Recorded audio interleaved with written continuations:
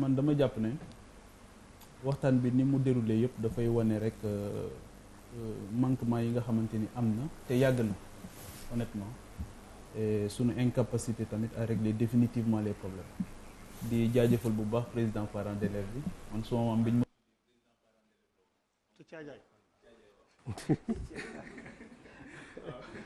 donc mosuma ko gis mu bañ a nekk ci loolu après di ci yëngatu bu baax a baax ma xam ne rek liggéey bu mag a mag la loolu tamit dafa am leneen lu muy wane bu fekkee ne ñoom da ngay fay sa xaalis ba pare toppaat ci di sàmmaat la nga xamante ni fay nga ko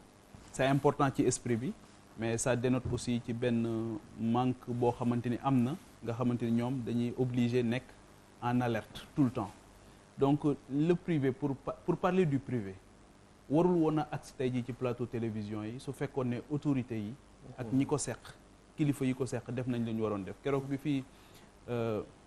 Diagne bi nga xam moom moo yor en charge l'information bi mu fi ñëwee li ñu doon constater ak moom c'était le vide juridique c'était la problématique des chiffres encore une fois les chiffres reviennent fi mu ne ni mënuñu laa wax ñaata école ñoo nekk en cause mënuñu la wax sax ñaata école privée sax ñoo fi nekk parce que aussi ku jóg tijji sa école privé da ngay fekk sax kër guñ tabax ba pare à usage d'habitation ñu transformer ko def ko école privée nga xam waajaluñu woon ko woon ci normes yi pour mu mën a abriter une école mais justement l'autre question aussi bi nga xamante ni mooy nekk en toile de fond mooy est-ce que le privé devrait être aujourd'hui une nécessité su fekkoon ne l'État du Sénégal n'avait pas renoncé au service public de l'éducation depuis longtemps parce que lii ça devrait être une exception mais ça devient une réalité beneen problème bi nga xamante ni am na ci parce que renoncer nañ ci service public bi externaliser ko jox ko foo xam yóbbu ko foo xamante ni c'est nag l'offre et la demande te su boobaa service public boo mën di jël ci àdduna bi quel que soit le domaine un service public il est service public parce que il est subventionné forcément il y a quelqu'un qui paie derrière et ce quelqu'un c'est l'État qui vient en appoint derrière pour soit réguler soit mu damp ñi nga xamante ni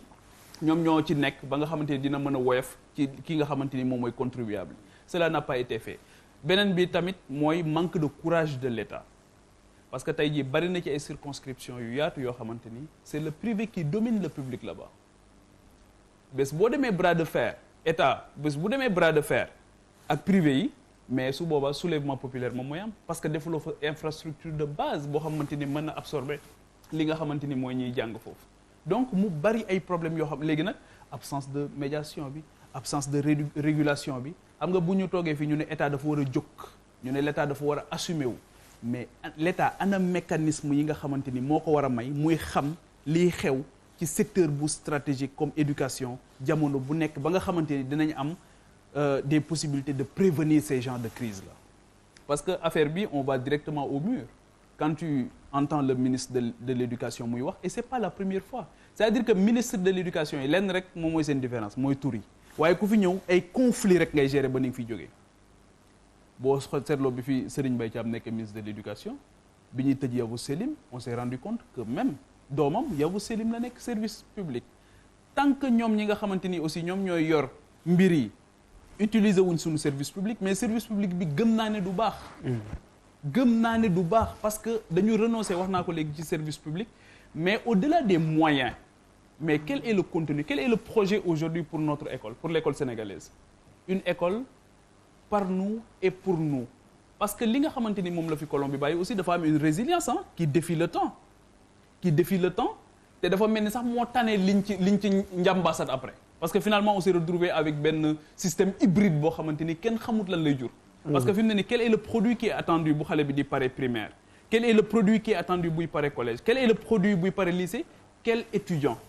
boo xamante ni dinañ am système boo xamante ni conçu par nous et pour nous cette incapacité là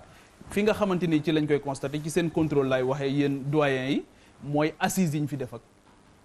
réforme yi ñu fi def ak yépp ngi ci tiroir yi en réalité ils vont te dire jëlee nañ ko fii dugal nañ ko fii ils vont t'amener des chiffres mais le résultat il est là il est lamentable donc en réalité l'éducation ne devrait même pas être une question d'actualité amul enjeu c'est-à-dire que c'est une question tellement sérieuse ba nga xamante ni tant que réglé wuñ ko on sera là encore une fois pour constater des dégâts mais le manque de le fait que le secteur privé te dafay poser waat beneen question ci biir Covid bi mooy nan la ñu war a soutenir le secteur privé local mais l'école privée c'est un élément du secteur privé local kon kay xanaa ñoom ñooy jooy tey waaye peut-être que li ñuy jàmbat moo xuri secteur privé bi de façon globale le secteur privé national donc qu'est-ce qu'on a appris du Covid par rapport ak njàng bi est-ce que ça nous a permis d'aller au fond au très fond def introspection bu wóor dem ci ay réformes pas des réformettes mais des réformes en profondeur boo xamante ni suñ ci jógee dinañ mën a régler définitivement mbir yi est-ce que ci biir Covid bi nekkoon na moment de réflexion boo xamante ni woo nañ ci les acteurs directs et indirects waxtaan ci bu baax a baax mais quand tu délègues ton éducation aussi mais qui paye commande c'est-à-dire que ñun aussi dañu décider di jël xaalisu bailleurs yi ak seen terme de référence pour financer suñu secteur stratégique alors que li ñu ci mën a génne tey c'est un capital humain de qualité un capital humain de qualité école moom moo koy tabax et je pense que l'État du Sénégal a renoncé depuis longtemps au service public de l'éducation. Alors tour de table mais Cheikh benn kii bu ndaw rek mais très rapidement parce que man dama jàpp ne bu ñu jëlee Pape Djibi a dit c'est une affaire sérieuse l'école c'est un secteur sérieux kon pour man c'est important que ñu jox ko lañ ko war a jox ci wàllu discussion traité ko nañ ko war a traité mu jël suñu temps yëpp ñun ñii comme ñi nekk sur le terrain ça c'est la première chose la deuxième chose c'est que bu fekkee ne Covid bi ñëpp la frappé mais kon tey li école privée yi di laaj bu neexoon industrie ñu laaj ko mais ñun tamit on a perdu temps nañ ñu financer loolu sinon du ñu continuer tey am nañu ay emplois yoo xam ne hôteliers yi wax ko keneen ak keneen ak keneen mais on ne s'en sortirait pas te loolu amul benn état bu ko am muy état sénégalais comme bu États-Unis comme bu France kenn amu ko. loolu moo tax mu am ay faillites yu dul jeex en Europe en Occident ba pare am ay pertes d'emploi par millions des dizaines de millions il faut qu'on comprenne cette situation là ba tax na tamit kon waruñoo toog ba école privée en tant que telle di ñu imposer quoi que ce soit parce que première chose dañ leen di subventionner chaque année ñoom ñëpp képp ku école privée reconnue nu mu tudd autorisée am nga subvention de l'État Covid ou pas Covid waxuma ren en plus de la subvention situation exceptionnelle jox nañ leen 1 milliard puis 2 milliards mais nañ seet yeneen secteurs yu ko war a yu am lu mel noonu artisans yi ñu ngi fi toog liggéeyuñu ah ñeneen ak ñeneen liggéeyuñu mais bu ñu jël école privée mu nekk spécificité boo xamee ne dañ ko war a defal ba mu naagis bu naagisul rek ñu ne l'État n'a pas fait son devoir leneen li ma ciy teg mooy on parle du privé dañ fay yóbbu suñuy doom mais nos meilleures écoles c'est des écoles publiques hein yow xam nga li may wax nos meilleures écoles c'est des écoles publiques boo demoon tey nga considérer rek les collèges boo ci tuddee Mariama Ba tudd ci lycée Seydou Nourou Tall tudd ci lycée bu Guédiawaye tudd ci Prytanée militaire Limamoulaye Guédiawaye mais je veux dire le lycée d'excellence de Diourbel récemment c'est des écoles qui ont fait 100% de réussite au BFM au baccalauréat et qui gagnent les prix du grand concours général kon encore une fois n'ayons pas ce complexe nous de dire à l'école privée attention premièrement tu n'absorbes pas 30% des effectifs loolu tamit je peux le dire plus de 70% peut-être 80% des écoles des élèves et des lycéens ñu ngi dans les écoles publiques donc l'école privée n'en absorbe pas autant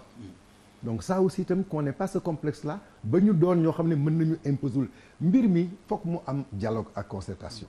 et ça sous l'égide du ministre oui parce qu'on parle de l'État moi je préfère réduire les affaires au ministre concerné parce que c'est le ministre de tutelle il représente tout l'État c'est vrai sauf que dans tous les secteurs en crise oui Pape Djibril waaw les acteurs ne veulent pas voir la tête du ministre président rek la ñuy laaj waaye dañu bëgg gis président mais loolu tamit xam nga lu ko indi très rapidement c'est le secteur le plus tumultueux le secteur social le plus tumultueux l'éducation le plus instable l'éducation mais même justice loolu nga fa et de tout temps oui mais li muy wax nii c'est vrai qu'on remarque que secteur bu mu mënti doon nous voulons voir le président de la République c'est le problème de l'interlocuteur bon wala lu mu décider it suba mën na dañ wala président bu ko dëggalul Hafiz bismillah je vous assure qu'on va vers des solutions